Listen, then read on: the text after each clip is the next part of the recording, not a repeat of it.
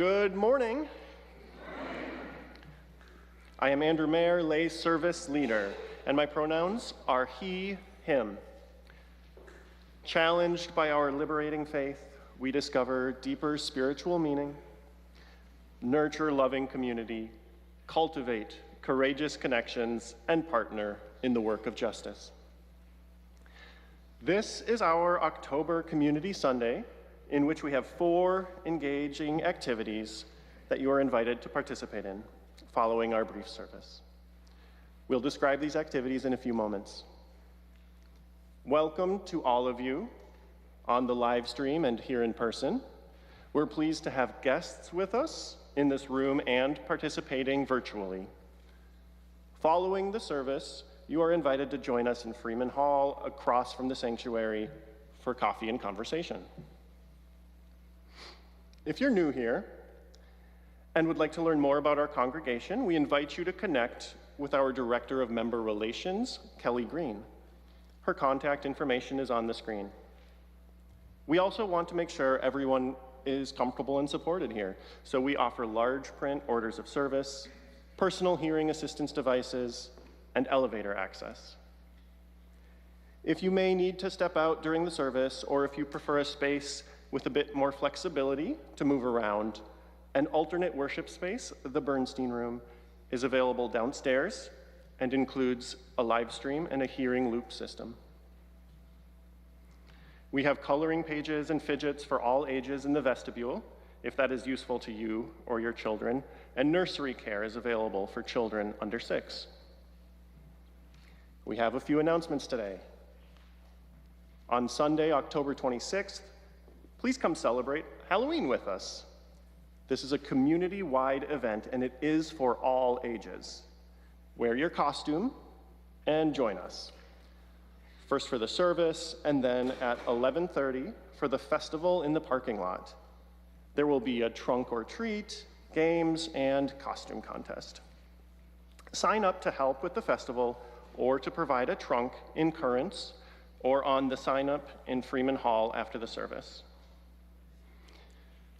New adult religious education and spiritual development classes have been added and are kicking off this month. We have an opportunity to learn tools for conversations with loved ones who may think or believe differently. We have a chance to look at learned thoughts and how to let go of ones that no longer serve us, and an introduction to spirituality. Sign-ups are in Currents or at the table in Freeman Hall after service. Delicious coffee and warm welcomes from friendly faces at the door. These meaningful touches do not happen by accident. They're made possible by the dedicated efforts of volunteers. Right now, we are in urgent need of additional help with ushering and coffee service to keep things running smoothly and to make everyone feel at home here. If you would like to be part of creating that welcoming atmosphere, please contact Kelly Green for more information. For our upcoming All Souls Day service on November 2nd, we are asking people to bring mementos of loved ones that have passed, their family, friends, or pet companions, to build a temporary altar. Today at 11:30 in the Bernstein Room, we will have our Credo presentation. It's a different format this time, as we will have shared stories from those present. Your order of service, our weekly e-newsletter Currents, and our website can each help you learn more about all of these opportunities and events. Again, a warm welcome to each and every one of you, whether you are here in person or joining via live stream. Whether today is your first or your 1000th Sunday in our midst, we are stronger because you are with us.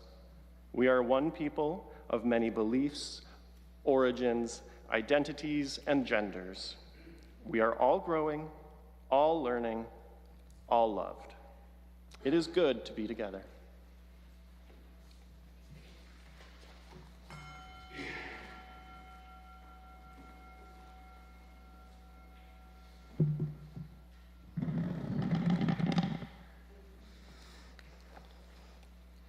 Good morning. I'm Paula Gribble, Director of Lifespan Religious Education. My pronouns are she and her. This month, our theme is Blueprint, and we're exploring the blueprints set before us and the ones we create ourselves. We honor all of life's design and that it can help guide us as we grow. Our call to worship this morning is from Linda Hart to pause on the journey. Every day is a new start. Every year, a beginning, or so we'd like to believe. And we don't know, can't anticipate where we will go, what will happen, what delights await, what heartbreaks will tear us open, the paths unexpected that open for us. Even knowing that, we lean our lives in particular ways, focus on particular moments, incline our attention to what is in our hearts and lives and minds to offer. We know for sure that ours is in the going, finding what is on the path and off, in giving and creating what we can. We come here amidst the discoveries and delights, the worries and woes, to find a moment of connection and to pause on the journey. We light this chalice for this moment we share and for the guiding flame as we discover our life's design.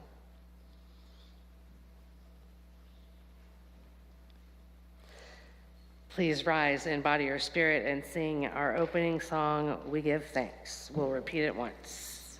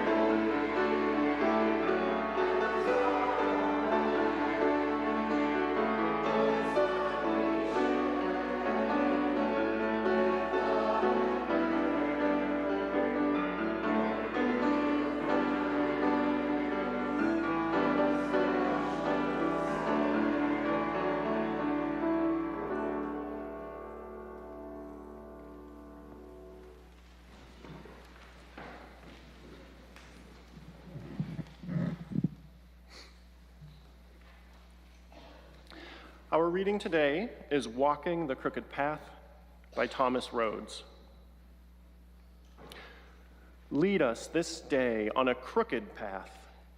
So often we are in so much of a hurry, taking the direct route to our goal, not allowing ourselves to be distracted, sometimes being too direct with one another in all that we seek to do, to be, and to have.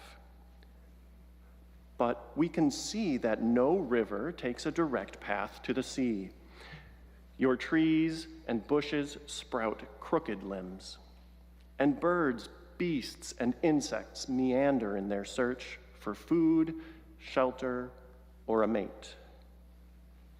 We lose so much when we take the direct route.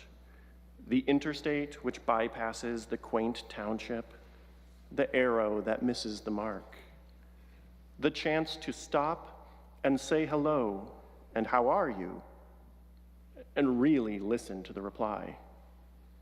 So lead us on the crooked path, past wandering streams and crooked trees, following our heart's desire, not just duty's demands, for the crooked path also leads us home.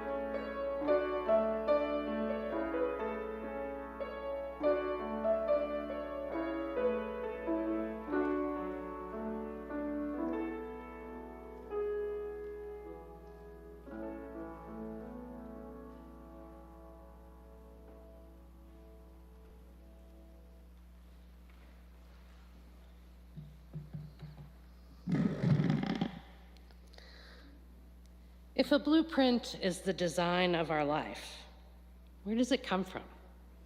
Do we create it? Is it created for us? How does it change?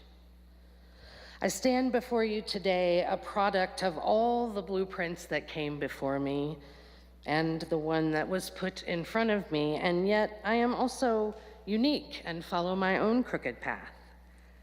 I find it fascinating on both sides. If I had completely followed the design I felt was laid out for me, I would be such a different person. And if I had completely ignored the design laid out before me, I would be such a different person. I think in the question of whether the blueprint is set for you or do you chart it, the answer is yes and. You can't completely discredit and avoid the path behind you, and you can't completely chart a brand new one either. Man, that's frustrating. As a person who likes to exercise her control over life, it's frustrating.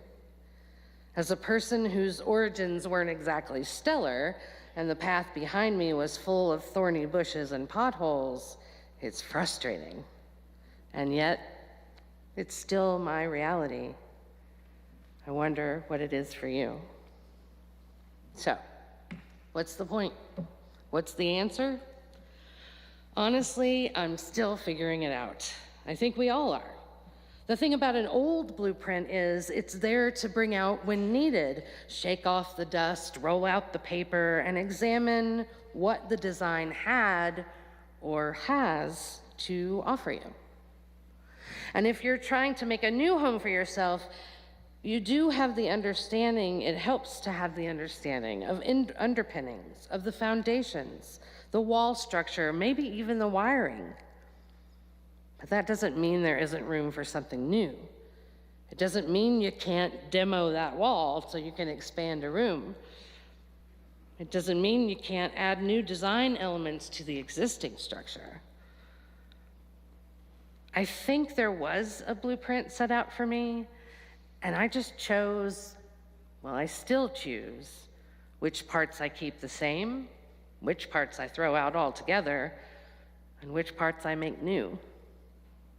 I hope all of you can find the best way that works for your blueprint, for your life's design. And I bet you will make a beautiful home for yourself. Amen, and blessed be.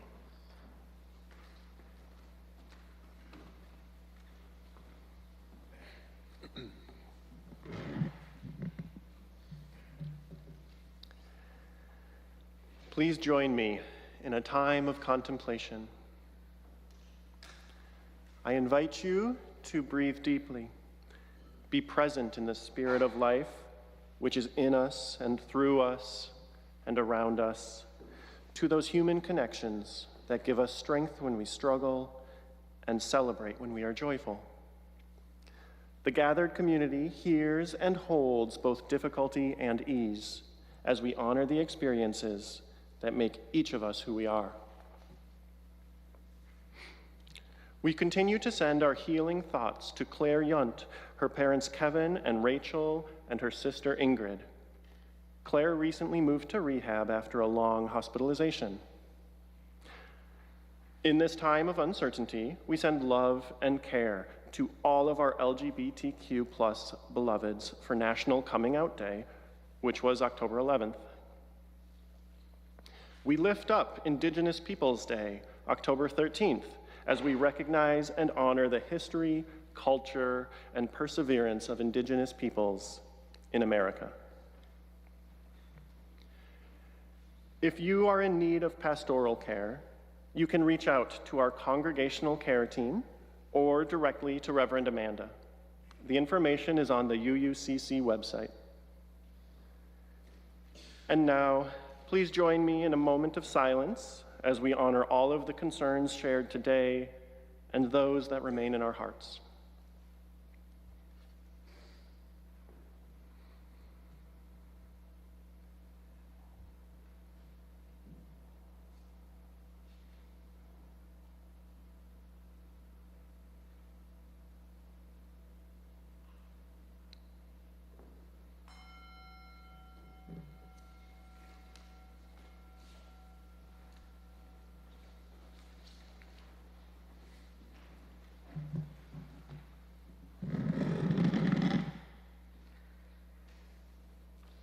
the spirit of prayer, I offer these words. Spirit of life, source of imagination and renewal. We pause to remember that each of us is both the architect and the dwelling, the dreamer and the design. In the quiet spaces of our hearts, we unroll the blueprint of who we hope to become. We trace lines of compassion, measure walls of integrity, and hopefully open wide the doors of love. Grant us courage to chart the path ahead, to risk new directions when the familiar no longer fits, to build bridges across divides, to lay foundations of justice and belonging. When fear whispers that our plans are too bold, may we listen instead to the voice of hope. The voice that reminds us that growth begins with trust and transformation begins with one brave step. May our lives, piece by piece, become sanctuaries of grace and purpose, crafted with care, guided by love, and open always to the light. May it be so.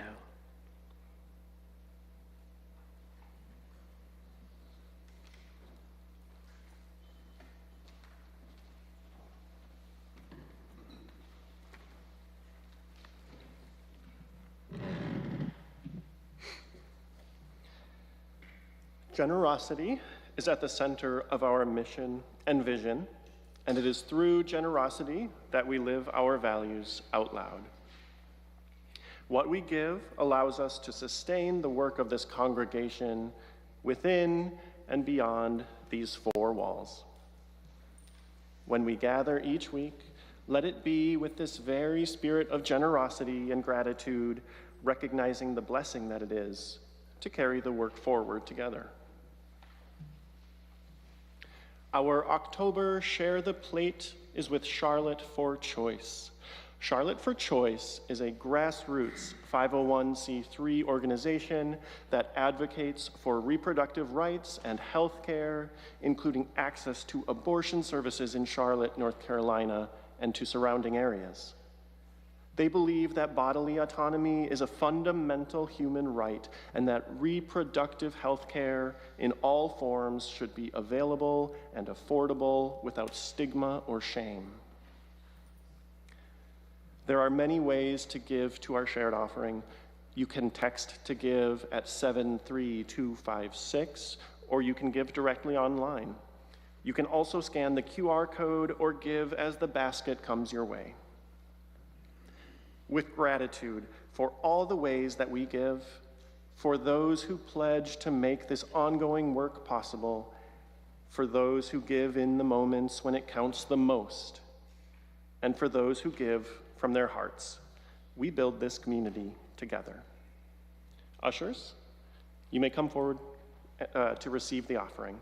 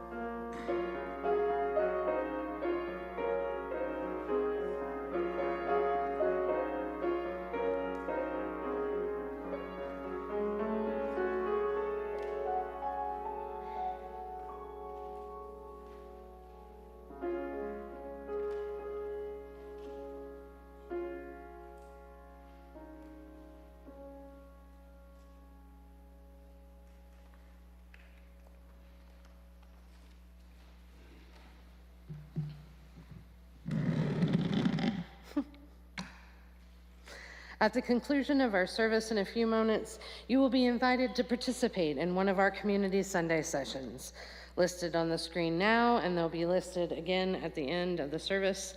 The sessions this morning are Mosaic Questions with Lisa Marie in Freeman Hall.